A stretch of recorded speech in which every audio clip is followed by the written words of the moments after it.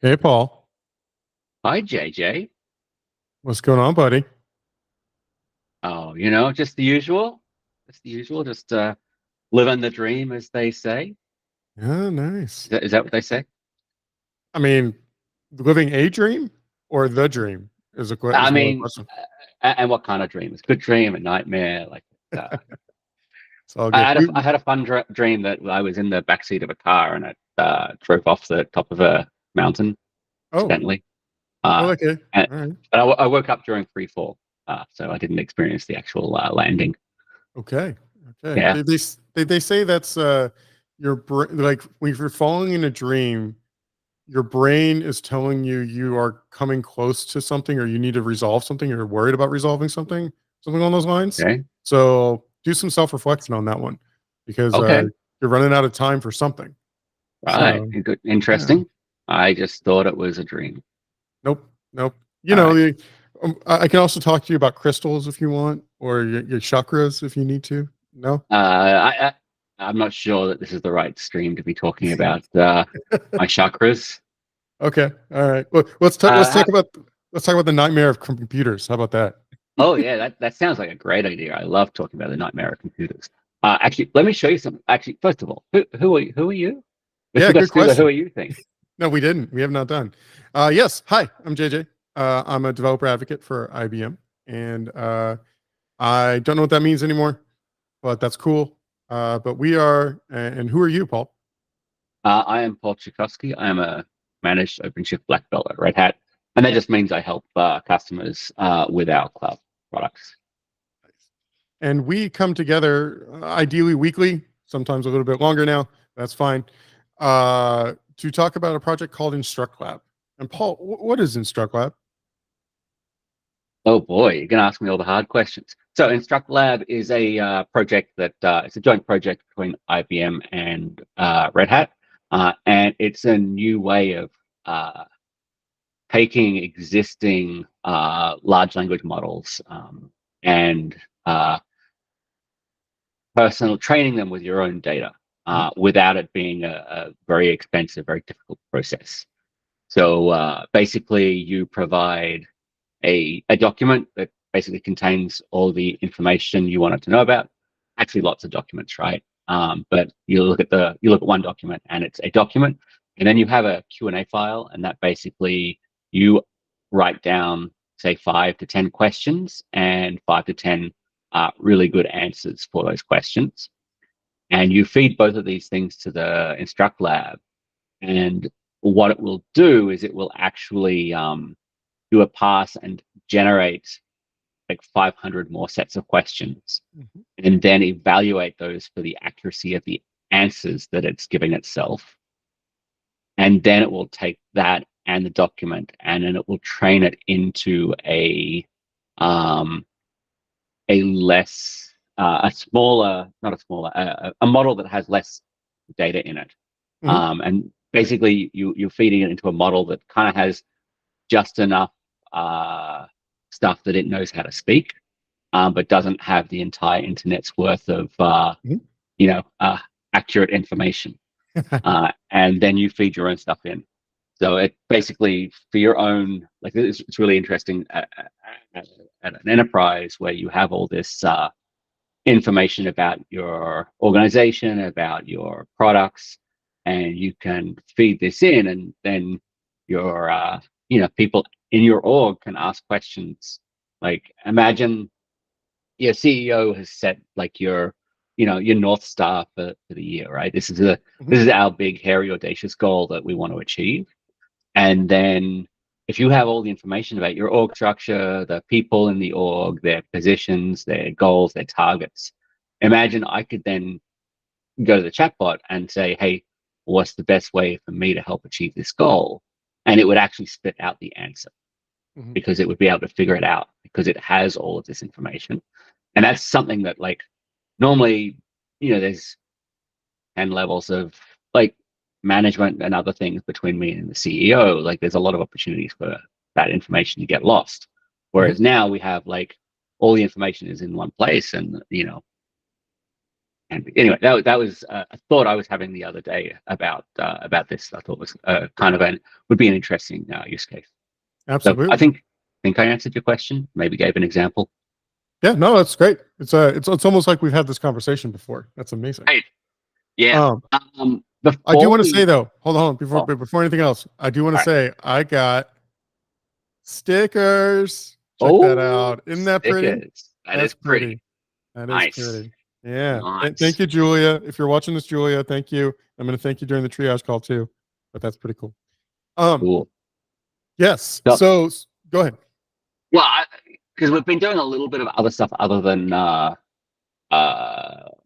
InstructLab, right? So the other week we kind of went through Olama and connecting up to VS Code.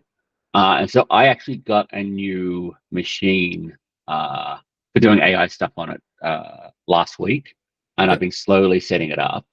And maybe we can go through it in depth at some point when I've got it in a good spot. But I'm using Bazite Linux, which is a new interesting Fedora 40 based Linux. It's actually specific for gaming, but it actually works pretty well in this case because gaming / AI are kind of the same underlying. Wants Yeah. a good GPU and the right GPU drivers and stuff. So it took me a couple of hours, so not long, to get the operating system installed and get Olama installed and get the Olama web GUI installed, but also stable diffusion. So I can No, really? ask for I want a picture, one photo of two DevOpses sitting at their computers trying to install InstructLab.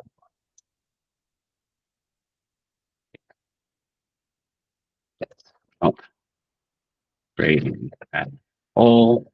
So they're very happy.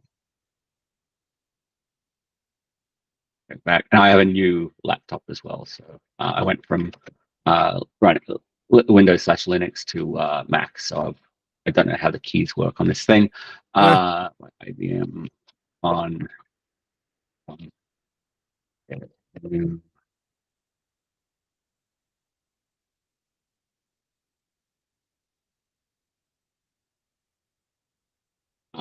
well, I mean, there's one close. DevOps. Yeah. Yeah. And did you see how quick that was? That was really impressively fast. That was Right. impressively fast. So That I was, think there's a ton of tuning you can do. I think you can get like bigger, more useful models and stuff. But that yeah, is, this was that's a awesome. couple of hours of work, and I've already got it doing this. So kind of cool. Just thought I would Yeah. show that off. Yeah, man. No, that's a great way to start this. That's awesome. Yeah. But I mean, you got to send me the links to the that version of Linux so I can put that in the description because somebody's bound to ask me at some point about it, and I will forget. So please send that to me. Yes. But what we are actually going to do today, hopefully, it won't take so long. But Paul got a new laptop. He went down the computer. He went down the Linux route. I also got myself a new laptop too. Hence the joke. And I got a MacBook M3 because of the AI work I'm doing, and I have not set up InstructLab on it yet. If you watch the previous streams or videos, we've been using a shared machine, which has a GPU and CentOS 8, but the performance isn't great. Frankly, it's really not on that shared machine. But if you come along and use a Mac or a Mac M processor, the ARM64 processor, the performance is phenomenal. That's the majority of what all the developers are using. So we're going to spend this stream. You're going to watch us set up InstructLab from nothing onto this actual laptop that I'll be sharing here in a moment. So if you want to, we're going to walk through the README, and I have not done this myself.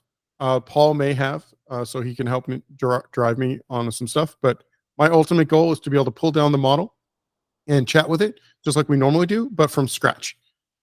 If you don't know, inside of the Mac M processors, there's a GPU. So there's something called Apple Metal.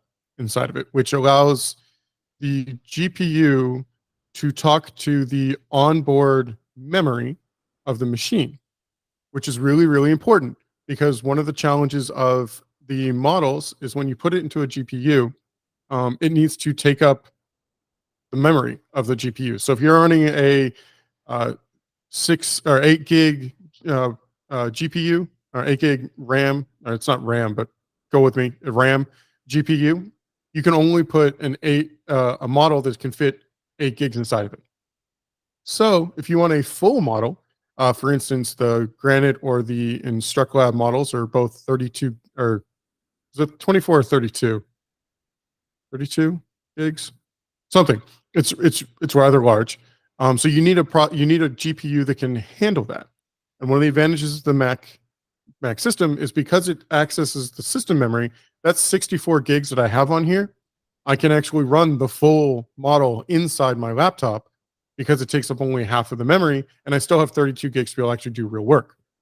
It's important to recognize this because if you are going down this path, you're going to have to think about these things and walk down this. I understand there's a lot of privilege here talking about how expensive these things are, but there are ways around it. But know that, with everything, if the more money you throw at it, that frankly, the easier it usually is, especially in computers. So with that, Paul, got anything to add, or do you want to just start? Let's just start. All right. So I will share my screen. And as I say always, if anything embarrassing pops up while I do it, I apologize ahead of time. I will share this one. There we go.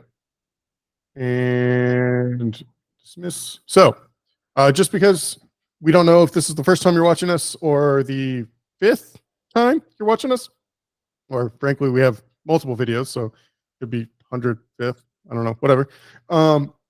This is the InstructLab website on GitHub. As you see, github.com, InstructLab, and this is exactly what we're going to be walking through. If you've never seen it before, just because I want to be thorough, this is the actual official marketing website. It's pretty. I'm not going to lie. It's very pretty. If you have a chance, do read the paper. It is only 10 pages long, but it is thick, and there is some math in there. But it helps you get a general idea. But you should read the paper.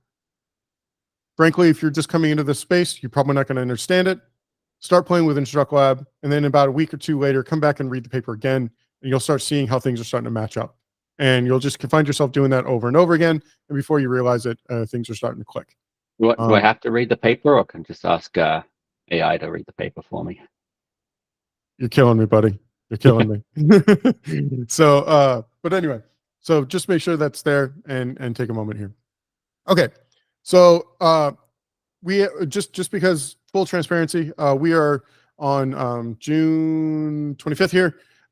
This project moves extremely quickly. So as you can tell, this README is already very cluttered.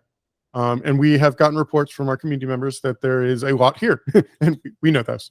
We are going to be building a doc site that has things that are going to be making things a little bit easier in the future, and it is coming. So don't worry. We understand how. I mean, this is the contents of the README, and as with all open source projects, if there's this many emojis and this many branches, for lack of a better term, of how to do something, we know that this is hard. So we are going to work on it. Don't worry. But this is one reason why Paul and I are video recording or streaming this, is because we want to show you that you can get this done. And so I'm going to go ahead and bring this over to my right half here. I have nothing in this, which is great. So we're going to go ahead and hit that requirements again, just to make sure everyone sees this. It does require this or a Linux system. It is tested on Fedora and CentOS. We should probably put CentOS in there. And RHEL for that matter. I know it's been tested on RHEL also, but Fedora makes sense. And then it says 1, 2, or 3, and we're going to be running on the Mac 3 today. This is very accurate now. It is important to recognize that older versions of Python sometimes don't always work. We originally supported 3.9 and above, but from my experience, especially in the Slack team or Slack channels and Slack community, which by the way, you should be joining, 3.11 up is the most delightful experience. It's just the most delightful. 310 is also great too, but there are some hard pins inside of 310. So if you are just stepping into the space, I suggest 311. And I believe Python -m v InstructLab. I don't have Python installed. That's already a problem. You do have Python. Try Python 3. Python 3. Thank you. 312. There we go. We're going to do it through 312. Thank you, Paul. Source env. That's one reason I keep Paul around. And activate. So there we go. By the way, this was actually a suggestion I got from someone recently. This is really clever. If you notice, I did the VNV for the virtual environment, which is something you should always be doing, right? Always be doing. But I named it, instead of just VNV, I named it VNV-InstructLab, because I know I'm going to come back to this terminal one day and I'm going to be like, what is this VNV? I have no idea. So by naming it this way, now I know. So you're so smart. It's really such a simple idea. It really is. So anyway, it is also important to recognize that you do need quite a bit of space on this. This is because of the models that we bring down. Though if you are playing with just the quantized models, you don't really fully need 60 gigs. I think you just need like 20-ish, but hard drive space is cheap. Okay, so I'm going to go ahead and I have this InstructLab directory, and as you see, VNV is already there. And then we're going to create that. We're going to do some pip install, and then we are going to a few ways to locally install. Select your preferred method. You can ILab and activate environment. Pip install will take some time depending on your internet connection. GPU acceleration. So we're already immediately going off to GPU acceleration. So actually, there was an actual specific one for this, wasn't there? Yeah, right at the top there was a set of links you can do. Right there. Metal. Yeah. All right. So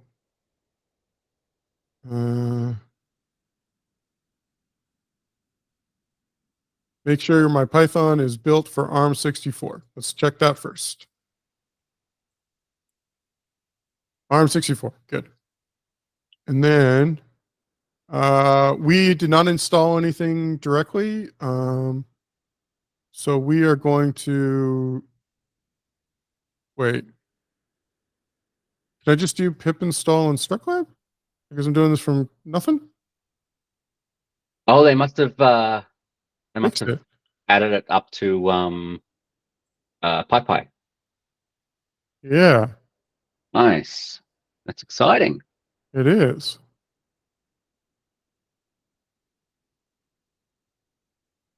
So if you've never seen this before, we're using pip install, which is the, as Paul said, the PyPy environment to install stuff. It's basically adding different modules. As you can see, there are quite a few modules here. You don't have to read them all, don't worry. But the idea is we're pulling all that stuff down and we're installing it into our virtual environment. So then we can use the ilab command to be able to do stuff. And this might actually be a lot faster than I was expecting, Paul, which is good, I guess, right? So there we go. It's not a Python application without pandas somewhere, right, Paul? Right. That was a Python joke for people who don't know. Sometimes they're happy pandas, sometimes they're sad pandas, right? That is true. And you don't actually need to do this, but I'm going to be a good citizen, and I'm going to go update pip also, just to make sure that's there. So then, in theory, ilab, that should be installed. Thinking about it, that looks pretty good. I was honestly not expecting it to be that quick. So we have ilab installed. As you can see, it's the CLI for InstructLab. And as you notice, Paul earlier capitalized the AB in when he was typing it out, but it's actually lowercase. Just saying. Branding's a thing, Paul. Oops. Yeah. See, I'm going to call you out on things. When did I type it out? When you did it inside of the Anyway, Stable Diffusion. So, if I want to, I can go ahead and add this to my completion, which I guess I probably should. We'll go ahead and do this right there. Okay. And then I'm not using fish. And then I'm going to go ahead and now, if you notice here, if you have just caught up with us and watching this for the first time, this means nothing to you, and that's fine. But as of 0.17.0, which I believe is the most recent one, iLab version, dash version. Yeah. That's 1.17.1. 1.17.0 is stable. 1.17.1 is the newest version, as you can see here. We now have subcommands. So back in the day, if you did iLab download, this was the first version of what we were doing. And as you will see here momentarily, it will give us a nice warning. Oh, whoops. I need to first do iLab init, which is also a command that is now Also deprecated. now, iLab config in it. Yep. But it is important to recognize that you do see, and it actually does tell you iLab config in it right there, which is nice.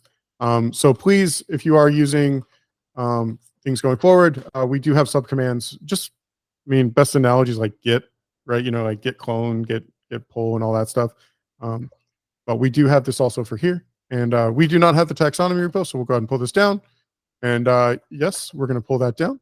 So we're pulling down the taxonomy repo, and then we start using iLab. So if I do I iLab, think we have a I don't know if it's a bug report here, but like I feel like that should default to yes. I don't know, Like because if it's it possible you just pull down a taxonomy from your local company or something, right? right, but then you would have the taxonomy file would already exist, Oh, right? yeah. So if you, I don't know. And my thought is like just for it's easy for people to just hit enter on their way through. So like I think the defaults should allow the community to access their stuff. Mm, If someone has their own taxonomy, like I think they're an advanced enough user, they can probably know to hit no at this point. yeah. And they would probably be using all the argument flags, but to not even ask any questions. Yeah. No, you sold me on that one, Paul. Feels like you All should right. be putting an issue in here. Just so people can see it. This is the config, which is when you're first touching this, you should never have to touch it. You should never need to. But it's good to, take a look at the YAML, that all the different configurations are. The model, as you can see here, is the Merlinite model here, which will be the chat that we're going to be going. And then when we do the generate, which we're not actually going to do the generate today, or I'll kick it off, but I don't want to have us just sit here and watch it. That it also uses this as the teacher model to create those, as Paul was saying at the very beginning. And there's a prompt file, et cetera, et cetera. So take a look at it. Now, I have had some questions about actually updating the prompt and things like that. It is coming in the future, but it is not supported at this exact moment in time. So I know you're going to ask it as a community. Know that it will be in the near future. Excuse me as I cough into the mic. All right. So as you can see here, we did our config in it. Everything looks good. And now what we're going to do is the iLab model download here. So just like the deprecation, we're going to actually use the correct one, which is the iLab model download. Go ahead and enter. And it's pulling it down. And it looks like it's coming down pretty quick, 36 seconds. Can you think of things to say for about 36 seconds, Paul? What is this model it's pulling down? It is pulling down the Merlinite model, which is a GGUF file of it's going to be the teacher model for what we are going to be using. And it is 4-bit quantized right here, which is a compressed model. So it doesn't have everything, but it is a way that we can at least communicate with it. And we're not going to pull down the full model today, but maybe we can try that in the near future. And what's special about the Merlinite model? The Merlin is fully open source. It is upstreamed from Mistral.ai ? And it is completely okay and legally to use to build other stuff off because everything is attributed correctly, and it has a significant amount of data already injected in it, but it is much larger than the Granite models, which is what we are eventually going to be training against. All right. So if you wanted to, we can actually pull down specific places from Hugging Face. That would be the full model, and I don't think we're going to be doing that at this exact moment in time because we just wanted to show how to get iLab up and running. You will hear people call InstructLab iLab or IL, as people are starting to call it. So it's right. If you hear iLab, IL, or InstructLab, it's all the same thing. Okay, so I'm going to go ahead and InstructLab, and then I'm going to source env. Wait, what's Z? What's Z Oh, InstructLab? sorry. Z is my shorting commit. It's basically a better version of CD. You can do fuzzy finding, so you can just type in like jjasgar.github.io, and it sends me directly to my GitHub directory. Wow. Yeah, Z is really cool. Where does that come from? Is that I assume it's an open source project somewhere?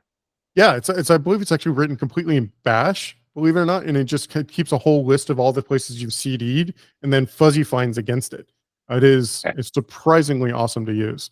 Nice. Oh, cool. So it doesn't traverse your disk at all. It just looks at your history and Yeah, okay. and it's stupid fast. And then as you Nice. see here with this Z, you can tell what is that? 1 million times? Really? No, that can't be right. This is supposed to be how many times you hit it. Head. Yeah, like 1,000. Like I can't have hit that thing 1 million times. That's insane. Well, I'll this is write a that new in the laptop. This is a new laptop. It would be weird for that to be the case. Oh no, I transferred everything over my home directory. Okay. So maybe I don't know. And how did you transfer? Did you use some sort of rsync? magic Mac tool? I think cool. All right. Yeah, I just use rsync. I was like, I don't care about this stuff. Rsync the shit. Yeah. All right. So now that we have the model downloaded, we need to serve it, right? We need to be able to talk to it because you can't just. So if you watch our Olama video, you probably saw us playing with the model file and building it and injecting that model into Olama. What is Olama doing? It actually serves the model as an endpoint that you can communicate to. Hence the reason we're able to do the VS Code and things like that. You got to do that also here. You need to serve the model somewhere. So that's why iLab serve right here is very important. We're going to go ahead and kick off iLab serve. And if everything is working how we expect it to, now I am curious about this right here, but we'll get to that in a minute.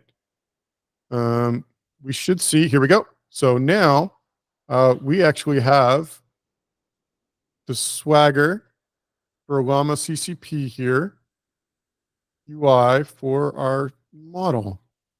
Maybe. There we go.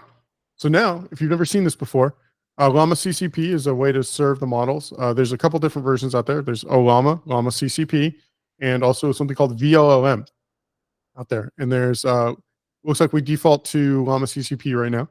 And as you can see, these are all the backends, all the different API calls we can do. This is an open API,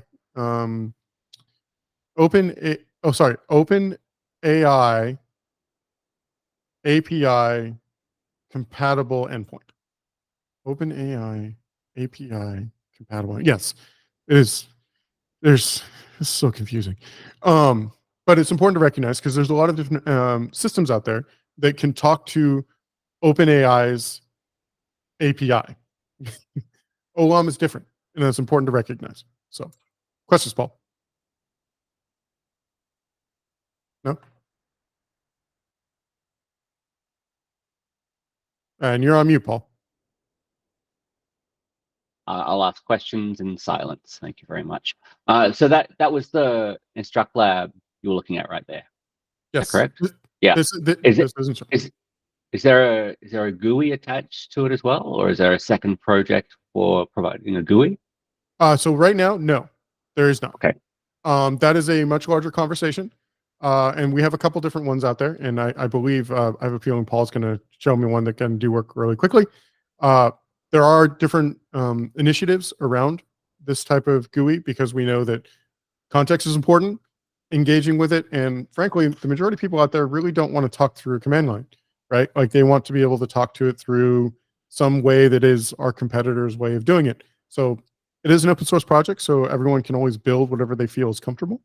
But we will have a right word but wrong word sanctioned version of the GUI at one point. We even have some issues and dev docs open about interfacing with this stuff. For instance, a Mac app and a Windows MSI will be coming down the path sooner than later, hopefully, which is important to recognize. So you don't have to do all of this stuff.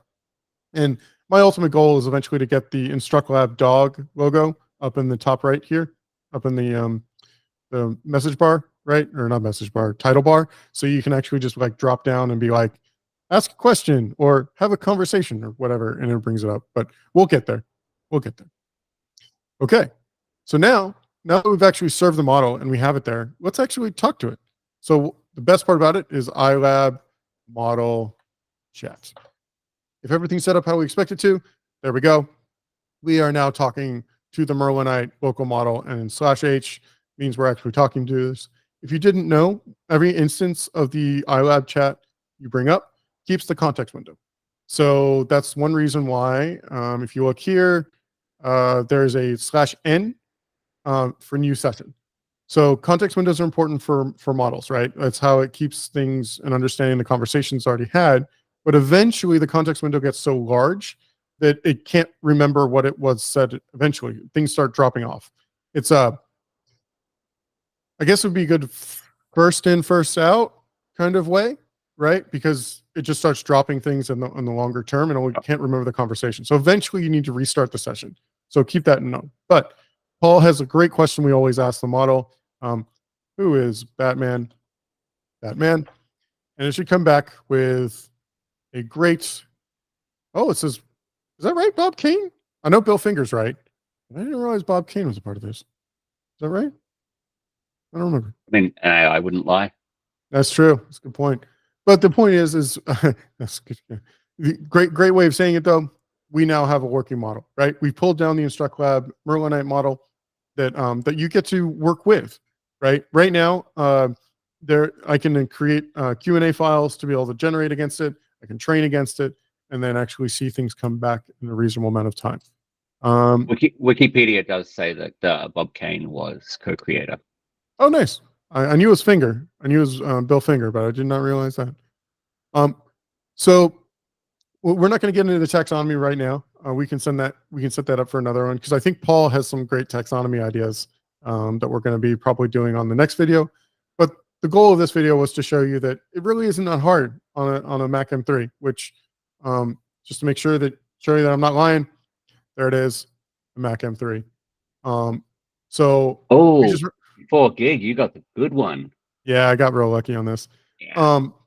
But the idea is we wanted to show you how easy it is to get up and running, right? Like there's not a lot here to get going, which is important because frankly, how else are you going to start using InstructLab, right? Because we are going to make it even easier with other stuff too. But if you walk through the steps we just showed you and showed you the fast path, things happen.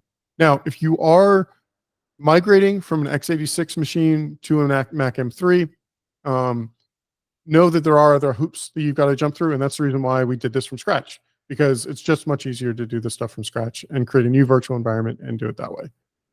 That feel good, Paul? That feels good. Yeah. All right. Is there anything else you want to go over? Or you think we should just kind of end it here because we got our goal? That's probably pretty good for now, right? I mean, I think this is a good place to stop, and then we can pick up and talk about training, etc. Next time. Yeah, and that'll be happening a lot sooner than later.